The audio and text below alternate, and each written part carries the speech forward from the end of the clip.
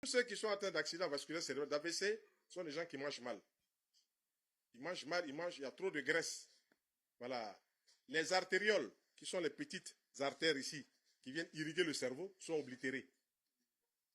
Et ça, il y a deux sortes, la médecine dit qu'il y a deux sortes d'AVC. Il y a l'AVC ischémique, quand c'est bouché, et puis il y a l'AVC hémorragique, quand ça se coupe. Ça, c'est plus dangereux encore. Donc, si vous savez que ce que vous mangez va conditionner votre être, et surtout le cerveau, il ne faut pas manger ces choses-là. Je vois des gens qui vont manger de la friture, ils vont manger choses à loco frites 2 fois, c'est dangereux.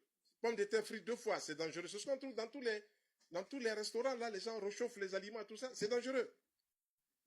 Il y a un grand professeur aux États-Unis, professeur Bruce Hams, du centre de biochimie de Berkeley. Il dit ceci: quand tu prends un plat d'aloco friture, quand tu prends une pomme de terre friture, quand tu prends un plat d'igname friture, c'est l'équivalent de 2 paquets de cigarettes fumées en déchets toxiques. Ça ne fait pas frémir ça? C'est ça, le plat que tu manges, le plat de pommes de terre, le plat d'aloco. 2 paquets de cigarettes fumées en déchets toxiques. Donc quand on mange cela, il faut couper oignon, il faut couper ail, il faut couper carotte, pour mettre à côté, antioxydants, pour contrebalancer. Quand les gens sont dans une nourriture comme ça, puis ils font un AVC, ils pensent que c'est arrivé comme ça. Ça s'est préparé pendant de nombreux mois, de nombreuses années, puis les personnes sont arrivées là-bas.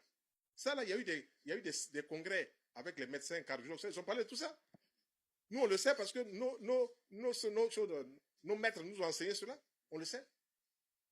Moi, aujourd'hui, j'ai 67 ans. Vous allez me voir, moi, en train de manger de la friture tous les jours. Non, c'est pas possible. Si même je mangeais un plat de friture, il y aurait toujours des oignons, des antioxydants, il y aurait de l'ail, des antioxydants, il y aurait des carottes, des antioxydants. Il y aurait toujours cela pour contrebalancer. Donc, il faut rentrer dans une démarche. C'est une démarche.